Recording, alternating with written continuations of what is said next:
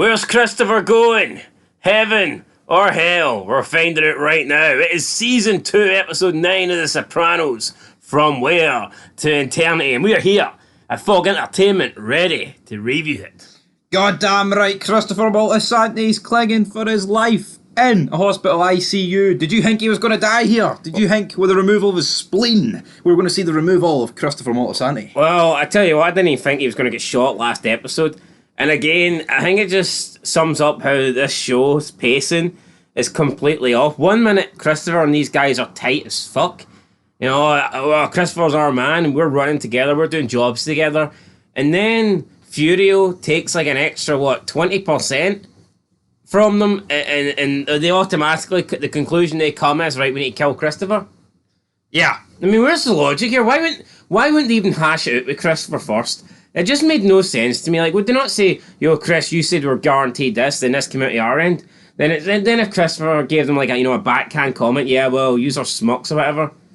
Aye, maybe something then like you that. could maybe understand it, but without even trying to talk to Christopher and go, here, do you know this guy came and took more money off it? The attempt to kill him. And what would that have got him? Considering Christopher was the guy setting all this shit up for them.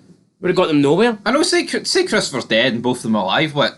Was Tony's crew not going to hunt them down? I mean, yeah, they want to move up in the world. They want to work for Tony, and they think the way to do that is killing Christopher. When Christopher's their way in. Exactly, and the door now is closed. Big Matt, he's the only guy left. Sean couldn't get his seatbelt off again. The deaths are so fucking phony. I mean, you've got this guy running away when he could have just killed Chris there and had no witnesses. He could have put an end to it. You got the other guy who literally gets shot through the head because he couldn't get his seatbelt off. And then you look at the failed assassination attempt on Tony last season, where Tony's just sitting there ready to be shot at, big fat Tony. I mean, it's a big target, yet they miss him and hit the fucking tiny bottle of orange juice. The OG. You know, I mean, come on. The OG shot the OJ. It is pish though, isn't it? Like, if you actually think about it, man. Yeah, Tony's this big fat bastard and the bullets couldn't hit him. But anyway, right, that's last season. Right, we need to move on. Because Christopher went to hell. He says he saw Big Brendan Falloon and Mikey Palmas in an Irish bar. No, but like, see, before we get into this, right, see if we make a comparison. Let's take The Walking Dead season 2. See if The Walking Dead, see if that was in, see the Save the Last One episode, see if that was in The Sopranos. I feel like Shane, where it says, sorry Otis, he whips out his gun, goes to shoot Otis, but he ends up shooting Otis's rifle, and the bullet ricochets and hits Shane in the forehead. Or hits him in the knee, and then Shane's the one that's left to get eaten by zombies, and Otis fucking, you know what I mean, drags his fat ass back to the farm. I feel like something like that. It's just too goofy. And it's like, I feel like at times this is like fucking, I get it, it's, you know, you can have comedy elements, but I feel like when you're supposed to take something serious, I mean, these are murder attempts, these are assassination attempts, yet they come off as comedy. Yeah, he couldn't get the fucking seatbelt off. Like, come on. I mean, that's how he died, because he couldn't get his seatbelt off. I mean... Sounds like Final Destination. And then it's like Christopher's been shot at twice, and he's bleeding out, and he's lying on his back, and he somehow gets a headshot. I know. Literally. And it's not like we know Christopher is some great fucking shooter either. And he's using his weak arm, because he actually goes to shoot them with his left, which they shoot. Then he switches his hand, and he shoots them with his other. I actually think that one's maybe worse than the Tony one. There's elements that are definitely worse, but guess what? Christopher's went to hell. Maybe after such a bad shootout, God went, you know what, this guy deserves going to hell. He says he saw Brendan Falloon and Mikey Palmas in an Irish bar, and they were playing dice or whatever, and he said they had a message for Tony and Paulie, 3 o'clock. Tony obviously not really buying any of this, but Paulie buys it. He's like, oh fuck, 3 o'clock, I'm going to die. Which, is this not just stupid? Like, I get it, right? People can be paranoid or whatever, but this is supposed to be one of Tony's top soldiers, and he's fucking paranoid about a dream that Christopher had. I don't know, Paulie does strike me as weird though. In that whole Italy episode, his head was up his ass. No, he can't. No, he is weird. Absolutely. We see him. He goes to like this psychic thing, and the guy starts like reading out all these messages, and he starts naming people that only Paulie would know. So what is this? See, I mean, I know people talk about this in real life, but is this legit? Like, can people actually just fucking go into this guy's mind, Paulie, and be like, I remember that kill you did, mate? They just keep mentioning names till something sticks. Like. I bet first and second name. And it says he was your first, and it was his first kill. That's just, I mean, no wonder he grabs the chair here and loses the fucking plot. But again, I felt like Polly this episode. I mean, it's funny, but it's ridiculous. I think it crosses the line of like A bit far fetched for me, like. why. And then like also when you got the FBI or the police trying to talk to these guys, it just comes across as cringy. Like they're just fucking blanking them. Don't you want to help your friend? And they're all sitting there, like, no, not really. You see other shows like Sons where they're getting interviewed by the police, not the corrupt police, but the actual I police. feel like in Sons they would just like deny it and say, nah, we didn't see nothing. And this is almost like they're afraid they can't even answer. They're all looking at Tony for an answer. Are we allowed to say anything, Tony? Exactly, Tony, but guess what? Tony's about to bury AJ, but before we get to AJ's burial, Carmela wants him to get a vasectomy, which he isn't happy about. He's like, any women I'm with, I get them tested for AIDS. Was that a fair enough response for Tony, or should the Dawn of the family be getting the snip? So that's fucking... It's like Carmela's just openly admitting, yeah, I know he's sleeping with all these other women. Their marriage is a fucking joke. Tony didn't even deny it. I mean, what good is it? Oh, we're staying married, so it looks like we're a strong family. It's just all fake. I mean, you're supposed to get married for the right reasons and supposed to love each other. There's not a bit of fucking love or romance between these two. Yet they think they've got some. They think they're doing some great job. They've got the moral high ground over other people. They've stayed together or whatever, and oh, look at this. We're staying together for the sake of the kids, and it's like, no, I mean, it's just fake. I'd argue the sake of the kids in this example is actually worse with them both in the house. I think it's far more toxic. Yeah. It's fake personas, which we see. Tony loses the plot because AJ drops some dinner that he's going to stick in the microwave, and he's like, how am I supposed to get a vasectomy? What you doing, you fat fuck? How am I supposed to get a vasectomy when this is my male heir?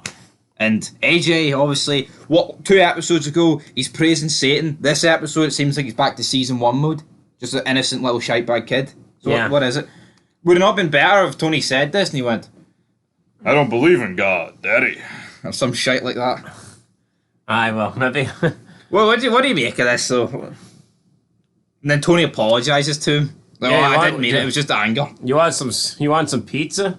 Oh, He magically just gives him a slice of pizza? You're the best son I could ever ask for. So what? No, it's fucking AJ's pish. Did Tony order a fucking full pizza and eat every slice but one? And keep one slice for AJ? He just magically whipped out one slice of pizza here. You want a pizza slice, AJ? I mean, I thought he was going to say, let's go and watch a movie and we'll order some pizza. See if he says to him, you want a pizza slice? He fucking just whips out a slice of pizza. No, but see in this world, right? I know that's probably not really No, it's not really. thing, but I thought it was weird. There's so many examples, right, in these like TV shows, like, well, the son will just follow in the father's footsteps and join the crew. What's this guy doing? Apart from getting a job at McDonald's? No, but I mean, I think you also need to take into consideration this AJ guy is a bit young. Like, what do you expect? Him to be running around fucking shooting people? And... No, but I don't know. Like the way he gets on like an absolute Mongo. I know, but again, what age is he? About 12, 13? I'd say he's about 14 this season. Maybe 12 when it starts. He's a big fat square-headed bastard, isn't he? Alright, so you think he's not the man to follow in Tony's footsteps? Well, it does, right, I mean, there's 14-year-olds who are big and look like they're going somewhere. What's this guy doing? Well, he is big. Right, back to playing video games. We see Big Pussy, and he's meeting up with one of his, his main... Skip's like, you gotta make Tony love you, boy. You gotta make Tony love you again. Pussy thinks that Tony doesn't look at him the same way. And it's like, is there any way for Pussy here? Can he do something to... Or is he fucked? Like he says, right, he thinks Tony's working, he thinks Tony knows he's working with the FBI because of a sandwich order, which, I mean, very fucking weird. But if Tony actually thinks that he is working, right... Will you not kill him or cut him loose? No, it doesn't matter what he does to try and get on his good side. Yeah, he's still going to think that. Because either way, right, if he doesn't do enough, Tony's going to think, well, he's obviously the rat. And if he does too much, he's it's going to think, well, he's just doing too much to get more information. Yeah. The end game here is to flee. There's no... I don't see what you could do. Especially if you think he knows. But he's then getting meat, and then some guy comes in, he's like, I know you're wanting info on that Matthew kid. Well, guess what? He's living beside the Huckleberry State Park. And guess what? I want $20. Do you know I've asked for a bit more than $20 for this key bit of fucking information? You think so? Like, $20 is it. But Furio and Big Sal are going to do it. And Tony's like, nah, fuck Furio. Me and you, Big Sal, we're going to do it. So this is cut Furio loose. This is played into Big Sal's advantage. His hands. His big, massive hands. But is he wearing a wire? Who knows? And then we're thinking, right, we're going to get this scene where Tony and Big Sal break into this house. And do they break into the house? No, the next scene is them already grabbing an already bound and gagged Matthew. And beating up Matthew. But what's this about? Why couldn't we get a scene where they bust into the house?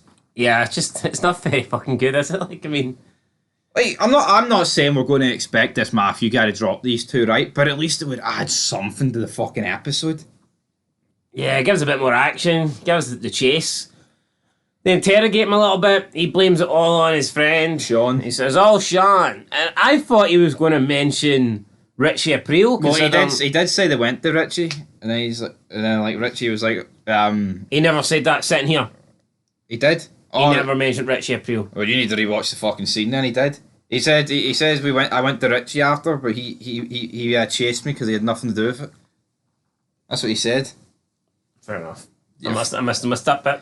But he didn't actually need, because Tony's pressing about who else was involved. He said like, oh well, Richie knew about it because I went and told him afterwards. But that's all he said. Mm-hmm. So maybe that's kind of not really throwing Richie under the bus, but now maybe Tony thinks fuck Richie's in on this sort of deal. Maybe, but then he asked for a drink. Yeah, Diet Coke is what you're best at getting here. He wanted Fanta, but he got Coke instead. Diet Fanta's bogging though. Tony said he's sure you want to drink that sugar free. You don't want to drink with sugar. And he's like, nah, this is good. And he went, because the last drink you're ever going to get. You sugarless fuck. Tony shoots him in the head. And then Big Sal looks at Tony for almost like for permission, for an approval. And then he shoots him multiple times in the chest. But see, every shot he looks at Tony and then shoots him again. It's like they're acting gangster here. I mean, you're shooting a kid that's already fucking dead. And he's pissed his pants. Yeah, the piss was dripping down his leg. And then they go have a wee meal. And they toast the best years. Because this is the same restaurant Big Sal took Tony when Tony got his first kill. Do you think they're doing a bit of marking out here for killing? Matt is a fucking bum. Yeah, it's not. At the end of the day, like realistically, it looks like Christopher's pulled through the worst and it's literally had no effect. Yeah. And they're marking it like they've killed this guy that's like, brought havoc to their front door. Top man, when in reality he's just a guy that pissed his pants on numerous occasions. Yeah. Sean shat his pants. And that's pretty much where this episode ends. Not that good. Yeah, no, not a lot else happens. You see Paulie waking up at night. Sometimes he's waking up, he's having bad dreams, I guess. Like, what's Silvio doing in this episode? What's Silvio doing in any episode? Well, no, exactly. He's supposed to be Tony's right-hand man. We are coming towards the end of season 2. 22nd episode, this was. And honestly, I don't think I've seen any solo Silvio stuff. No. I don't think I've seen anything with Silvio where he does something where no one in the crew's there with him. I don't think he's had a scene. He needs him to hold his hand. On his own. I mean, at least Paulie and Big Sal and Chris have had some stuff to do themselves. I see a Silvio guy. Haven't seen it. Is that because he wasn't actually an actor? They kind of just hired him, but again, neither was Paulie, so that argument doesn't go. Would you not say Silvio was supposed to play Tony? Aye, they wanted him, even though he had no acting experience. Which is fucking mad to think they would do that, but anyway, guys, that's us done from where to. I tell you what, though, we talk about shows and how they would have struggled if you had a different actor.